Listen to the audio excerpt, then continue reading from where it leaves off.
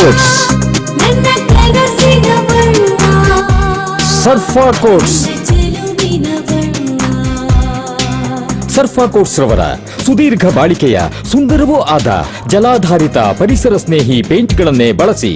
ಸರ್ಫಾ luxury emulsion paint, odourless, low VOC, good for health, good for earth. Sarfa coats. ನಿಮಗೆ asthma ರೀತಿಯ ನಿರಂತರ ಕೆಮ್ಮು, ಶೀತ, ಉಸಿರಾಟದ ತೊಂದರೆಯೇ? ನಿಮ್ಮ ಶ್ವಾಸಕೋಶಕ್ಕೆ ತಕ್ಷಣದ ಸಹಾಯದ ಅಗತ್ಯವಿದೆ. ನಿಮ್ಮ ಶ್ವಾಸಕೋಶದ ಸಂಪೂರ್ಣ ಪರೀಕ್ಷೆಗಾಗಿ ನಂಜಪ್ಪ ಲೈಫ್ ಕೇರ್ ನಿಮಗಾಗಿ ತಂದಿದೆ ಬೇಸಿಕ್ ಹಾಗೂ ಪ್ರೀಮಿಯಂ ಪ್ಯಾಕೇಜ್ಗಳು. ಬೇಸಿಕ್ ಪ್ಯಾಕೇಜ್ ಕೇವಲ 1,550 ರೂಪಾಯಿಗಳು ಮಾತ್ರ. ಪ್ರೀಮಿಯಂ ಪ್ಯಾಕೇಜ್ ಕೇವಲ 2,850 ರೂಪಾಯಿಗಳು ಮಾತ್ರ. ನಿಮ್ಮ ಶ್ವಾಸಕೋಶದ ಆರೈಕೆಗಾಗಿ ತಕ್ಷಣ ಸಂಪರ್ಕಿಸಿ ನಂಜಪ್ಪ ಲೈಫ್ ಕೇರ್, ಗಾಡಿಕೊಪ್ಪ, ಸಾಗರ ರಸ್ತೆ, ಶಿವಮೊಗ್ಗ.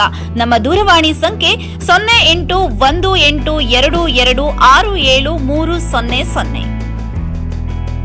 ರಾಜ್ಯದಲ್ಲಿ ಅಧಿಕಾರಿಗಳಿಗೆ ಅಭದ್ರತೆ ಕಾಡುತ್ತಿದೆ ಎಂದು ಸಂಸದ ಬಿವೈ ರಾಘವೇಂದ್ರ ತಿಳಿಸಿದರು. ಇಂದು ಮಕರ ಸಂಕ್ರಾಂತಿ ಅಂಗವಾಗಿ ಶಿವಮೊಗ್ಗದ ನಿವಾಸದಲ್ಲಿ ಕಾರ್ಯಕರ್ತರಿಗೆ ಎಳ್ಳು ಬೆಲ್ಲ ಹಂಚಿ ಸಂಕ್ರಾಂತಿ ಆಚರಿಸಿ ಮಾತನಾಡಿದ ಬಿವೈ ರಾಘವೇಂದ್ರ, ಕಾಂಗ್ರೆಸ್ ಸರ್ಕಾರದ ಮುಖ್ಯಮಂತ್ರಿಗಳು ಹಿಂದೆ ಕಾರ್ಯಕ್ರಮದ ವೇದಿಕೆಯಲ್ಲೇ ಪೊಲೀಸ್ ಅಧಿಕಾರಿಗೆ ಕಪಾಳಕ್ಕೆ ಹೊಡೆಯಲು ಮುಂದಾಗಿದ್ರು. ಈಗ ಕಾಂಗ್ರೆಸ್ ಮುಖಂಡ ಶಿಡ್ಲಘಟ್ಟದ ನಗರಸಭೆ ಆಯುಕ್ತರಿಗೆ ಫೋನ್ ಮೂಲಕ ಬೆದರಿಕೆ ಹಾಕಿರುವ ವಿಚಾರ ಎಲ್ಲಾ ಕಡೆ ವೈರಲ್ ಆಗಿದೆ. ಕಾಂಗ್ರೆಸ್ ಸರ್ಕಾರದ ಅವಧಿಯಲ್ಲಿ ಪದೇ ಪದೇ ಇಂತಹ ಘಟನೆಗಳು ನಡೆಯುತ್ತಿದೆ. ಇದರ ಬಗ್ಗೆ ಸರ್ಕಾರ ಎಚ್ಚರ ವಹಿಸಿ ಉಳಿದ 2.5 ವರ್ಷಗಳ ಅವಧಿಯಲ್ಲಿ ಕಾಂಗ್ರೆಸ್ ಸರ್ಕಾರ ಒಳ್ಳೆ ಕೆಲಸ ಮಾಡಲಿ ಎಂದು ಸಂಸದ ಬಿವೈ ರಾಘವೇಂದ್ರ ಹೇಳಿದರು.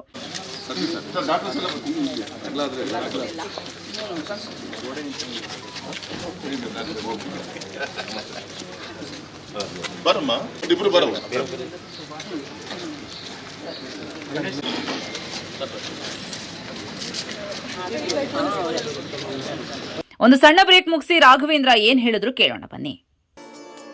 ಇಸ್ಕಾನ್ ಶಿವಮೊಗ್ಗ ವತಿಯಿಂದ ಶ್ರೀ ಕೃಷ್ಣ ಬಲರಾಮರ ರಥಯಾತ್ರೆ ಮಹೋತ್ಸವ ಇದೇ ಜನವರಿ 24, 2026ರಂದು ಮಧ್ಯಾಹ್ನ 3 ಗಂಟೆಗೆ ರಾಮಣ್ಣ ಶೆಟ್ಟಿ ಪಾರ್ಕ್ ಆವರಣದಿಂದ ಉತ್ತರ ಪ್ರದೇಶ ಮಥುರಾದ ಇಸ್ಕಾನ್ ಗೋವರ್ಧನ ಅಧ್ಯಕ್ಷರಾದ ಪರಮಪೂಜ್ಯ ಅಸಿತ ಕೃಷ್ಣಸ್ವಾಮಿಯವರು ರಥಯಾತ್ರೆಗೆ ಚಾಲನೆ ನೀಡಲಿದ್ದಾರೆ. ರಥಯಾತ್ರೆಯು ಮಧ್ಯಾಹ್ನ 3:30ಕ್ಕೆ ಶಿವಮೊಗ್ಗ ನಗರದ ರಾಮಣ್ಣ ಶೆಟ್ಟಿ ಪಾರ್ಕ್, ಗಾಂಧಿ ಬಜಾರ್, ಶಿವಪ್ಪ ನಾಯಕ ವೃತ್ತ, ನೆಹರು ರಸ್ತೆ, ಗೋಪಿ ವೃತ್ತ, ದುರ್ಗಿಗುಡಿ ಮುಖ್ಯ ರಸ್ತೆ, ಜೈಲ್ ಸರ್ಕಲ್, ಕುವೆಂಪು ರಸ್ತೆ, ಶಿವಮೂರ್ತಿ ಸರ್ಕಲ್, ಮಹಾವೀರ ವೃತ್ತ ಮೂಲಕ ಎನ್ಇಎಸ್ ಮೈದಾನ ತಲುಪಲಿದೆ. ಸಂಜೆ 6:30ಕ್ಕೆ ಎನ್ಇಎಸ್ ಮೈದಾನದಲ್ಲಿ ಸಮಾರೋಪ ಸಮಾರಂಭ ಜರುಗಲಿದ್ದು, ಸಮಾರಂಭದಲ್ಲಿ ಹರಿನಾಮ ಸಂಕೀರ್ತನೆ, ಪ್ರವಚನ, ವೈಭವಪೂರಿತ ಸಾಂಸ್ಕೃತಿಕ ಕಾರ್ಯಕ್ರಮಗಳು, ವೈಭವ ಆರತಿ, ನಂತರ ಮಹಾಪ್ರಸಾದ ವಿತರಣೆಯಾಗಲಿದೆ. ತಮ್ಮೆಲ್ಲರಿಗೂ ಕೂಡ ಶ್ರೀ ಕೃಷ್ಣ ಬಲರಾಮ ರಥಯಾತ್ರೆಗೆ ಭಕ್ತಿಪೂರ್ವಕವಾದ ಸ್ವಾಗತ. ನಮ್ಮ ಮಲೆನಾಡು ಶಿವಮೊಗ್ಗದಲ್ಲಿ ತಯಾರಾದ dairy fresh ice cream, pure milk ಬಳಕೆ, ರಿಯಲ್ ಫ್ರೂಟ್ಸ್ ನ ನೈಜ ಸವಿ, ನ್ಯಾಚುರಲ್ ಕಲರ್ಸ್ ಮಾತ್ರ, ಯಾವುದೇ ಆಡೆಡ್ ಕಲರ್ಸ್ ಇಲ್ಲ.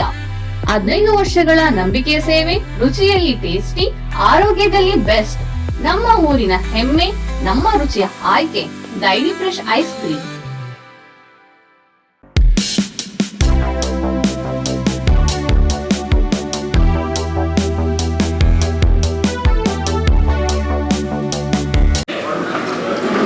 ನಮ್ಮ ಹಿಂದೂಗಳ ಹಬ್ಬ ಮಕರ ಸಂಕ್ರಾಂತಿ ಹಬ್ಬ ಇಡೀ ರಾಷ್ಟ್ರಾದ್ಯಂತ ಅತ್ಯಂತ ಅದ್ದೂರಿಯಾಗಿ ಆಚರಣೆ ಮಾಡ್ತಾ ಇದ್ದಾರೆ. ಒಂದೊಂದು ರಾಜ್ಯದಲ್ಲಿ ಒಂದೊಂದು ಹೆಸರಲ್ಲಿ ಹಬ್ಬವನ್ನು ಮಾಡ್ತಾರೆ. ನಮ್ಮಲ್ಲಿ ಸಂಕ್ರಾಂತಿ ಅಂತ ಆದರೆ ಇನ್ನೊಂದು ಕಡೆ ಪೊಂಗಲ್ ಅಂತ ಕರೀತಾರೆ, ಇನ್ನೊಂದು ಕಡೆ ವೆಸ್ಟ್ ಬೆಂಗಾಲ್ ಇನ್ನೊಂದು ಕರೀತಾರೆ, ಪೂಹ ಅಂತೇಳಿ. ಈ ರೀತಿ ಬೇರೆ ಬೇರೆ ಹೆಸರು ಇವತ್ತು ಇಡೀ ರಾಷ್ಟ್ರದಿಂದ ಹಬ್ಬವನ್ನು ಆಚರಣೆ ಮಾಡ್ತಾ ಇದ್ದಾರೆ. ಈ ಸಂದರ್ಭದಲ್ಲಿ ನಾನು ಸೂರ್ಯನ ಬೆಳಕು ಕೂಡ ಇವತ್ತಿಂದ ಹೆಚ್ಚಾಗುತ್ತೆ, ತನ್ನ ಪಥವನ್ನು ಬದಲಾವಣೆ ಮಾಡಿಕೊಂಡು ಅಂತೇಳಿ ನಾವೆಲ್ಲರೂ ಕೂಡ ಕೇಳಿದ ಪ್ರತೀತಿ ಇದೆ. ಸೊ ಈ ಸಂದರ್ಭದಲ್ಲಿ ಈ ಮನುಕುಲದ ಒಂದು ಧರ್ಮದಲ್ಲಿ ಎಲ್ಲರಲ್ಲೂ ಕೂಡ ಒಂದು ಜೀವನದಲ್ಲಿ ಇನ್ನೂ ಯಶಸ್ಸು ಕಾಣಲಿ, ಸಂತೋಷವಾಗಿ ಬಾಳಲಿ ಅಂತೇಳಿ ಆ ದೇವರಲ್ಲಿ ನಾನು ಈ ಸಂದರ್ಭದಲ್ಲಿ ಕೇಳ್ಕೊತೀನಿ. ಸೊ ಇಷ್ಟೇ ಈ ಸಂದರ್ಭದಲ್ಲಿ ಹೇಳೋಕ್ಕೆ ನಾನು ಇಚ್ಛೆ ಪಡ್ತೇನೆ. ಸಂಕ್ರಾಂತಿ ಹಬ್ಬ ಇವತ್ತು ಯಾವತ್ತೂ ಕೂಡ ಕರ್ನಾಟಕ ಒಂದು ಶಾಂತಿಗೆ ಹೆಸರಾದಂಥ ಒಂದು ಕ್ಷೇತ್ರ ಇದು. ಆದರೆ ದೌರ್ಭಾಗ್ಯ ಅಂದರೆ ಇವತ್ತಿನ ಒಂದು ಕಾರ್ಯಾಂಗ ಏನಿದೆ, ಒಂದಲ್ಲ ಒಂದು ರೀತಿಯಲ್ಲಿ ಕಾರ್ಯಾಂಗದ ಮೇಲೆ ದಬ್ಬಾಳಿಕೆ ನಡೀತಾನೆ ಇದೆ. ನಿನ್ನೆ ಶಿಡ್ಲಘಟ್ಟದಲ್ಲಿ ನಾವೆಲ್ಲ ನೋಡಿದ್ವಿ, ಒಬ್ಳು ಹೆಣ್ಣು ಮಗಳು ಪಾಪ ರಿಕ್ವೆಸ್ಟ್ ಮಾಡ್ಕೊತಾ ಇದ್ದಾರೆ, ಬರೀ ಅಸಂಸ್ಕೃತ ಪದಗಳನ್ನು ಉಪಯೋಗಿಸುವಂಥ ಒಬ್ಬ ಕಾಂಗ್ರೆಸ್ಸಿನ ಕಾರ್ಯಕರ್ತ ವಿಡಿಯೋ ಕೂಡ ವೈರಲ್ ಆಗಿದೆ, ಎಲ್ಲರೂ ಕೂಡ ಗೊತ್ತಂತ ವಿಚಾರ. ಸ್ವತಃ ಗೌರವಾನ್ವಿತ ಮುಖ್ಯಮಂತ್ರಿಗಳೇ ವೇದಿಕೆಯಲ್ಲಿ ಒಬ್ಬ ಪೊಲೀಸ್ ಅಧಿಕಾರಿ ಕೈ ಎತ್ತುವಂಥ ಒಂದು ಪ್ರಯತ್ನಗಳು ಆಯಿತು. ಕೆಲವು ಅಧಿಕಾರಿಗಳು ಜೀವನ ಕಳ್ಕೊಂಡಿದ್ದು ಕೂಡ ಉದಾಹರಣೆ ಕಣ್ಮುಂದಿದೆ. ಹಾಗಾಗಿ ಎಲ್ಲೋ ಒಂದು ಕಡೆಗೆ ನಮ್ಮ ಕರ್ನಾಟಕದಲ್ಲಿ ನಮ್ಮ ಕಾರ್ಯಾಂಗದ ಅಧಿಕಾರಿಗಳಿಗೆ ಒಂದು ಭದ್ರತೆ ಎಲ್ಲೋ ಅಭದ್ರತೆ ಇವತ್ತು ಕಾಣ್ತಾ ಇರೋದು ನಾವೆಲ್ಲರೂ ಕೂಡ ನೋಡ್ತಾ ಇದ್ದೀವಿ. ಹಾಗಾಗಿ ಈ ಸಂದರ್ಭದಲ್ಲಿ ಕನ್ನಡ ಸರ್ಕಾರ ಈ ರೀತಿಯಂಥ ಪದೇ ಆಗ್ತಿರೋಂಥ ಘಟನೆಗಳ ಬಗ್ಗೆ ಎಚ್ಚರ ವಹಿಸಬೇಕು.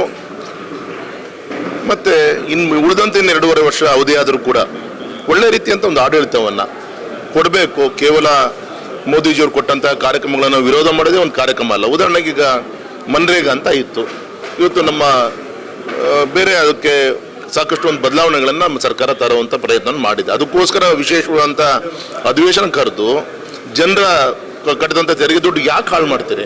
ನಾಳೆ ಇವತ್ತು ಪತ್ರಿಕೆಯಲ್ಲಿ ನೋಡಿದೆ, ಅದು ವಿಶೇಷವಂತ ಅಧಿವೇಶನ ಕರೆದಿಯಾರಪ್ಪ, ಅವಶ್ಯಕತೆ ಏನಿತ್ತು ಅಂತ.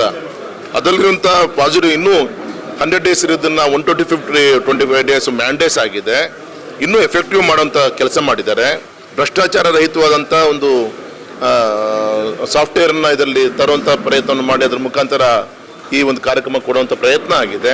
ಅದ್ರ ವಿರುದ್ಧ ನೀವು ಒಂದು ವಾರ ಅಧಿವೇಶನ ಮಾಡ್ತೀರಿ ಅಂದರೆ ಯಾವ್ದಾದ್ರು ದೇಶ ಕಟ್ಟುವಂಥ ವಿಚಾರಗಳಲ್ಲಿ ಒಳ್ಳೆ ವಿಚಾರ ಇಟ್ಕೊಂಡು ವಿಶೇಷ ಅಧಿವೇಶನ ಕರೆಯುವಂಥದ್ದು ಬಿಟ್ಟು ಈ ರೀತಿಯಂಥ ಮೋದಿಜಿಯವರ ಕೊಟ್ಟಂಥ ಉದಾಹರಣೆಗೆ SIR ಬಗ್ಗೆ ಚರ್ಚೆ ಆಯಿತು. ಇವತ್ತು 10 ರಾಜ್ಯಗಳಲ್ಲಿ ಸುಮಾರು 9.5 ಕೋಟಿ ಮತದಾರರನ್ನ ಬಿಡುವಂಥ ಕೆಲಸ ಆಗಿದೆ. ಅಲ್ಲಿ BJP ನೇತೃತ್ವದ ಸರ್ಕಾರನೂ ಇದೆ, UPA ಸರ್ಕಾರದ ನೇತೃತ್ವನೂ ರಾಜ್ಯದಲ್ಲಿ ಆಡಳಿತ ನಡೆಸ್ತಾ ಇದೆ. ಸರ್ಕಾರ ಯಾವುದೇ ಇರಲಿ, ಆದರೆ ಈ ರೀತಿಯಂಥ ಮತದಾರರ ಒಂದು ಪಟ್ಟಿಯನ್ನು ತೆಗೆಯುವಂಥ ಕೆಲಸ ನಾಳೆ ಕರ್ನಾಟಕದಲ್ಲಾದರೂ ಕೂಡ ಎಷ್ಟೋ ಹೋಗುತ್ತೆ. ಅದನ್ನು ಕೂಡ ರಾಜಕಾರಣ ಮಾಡುವಂಥ ಕೆಲಸವನ್ನು ನೀವು ಮಾಡಿದ್ರಿ.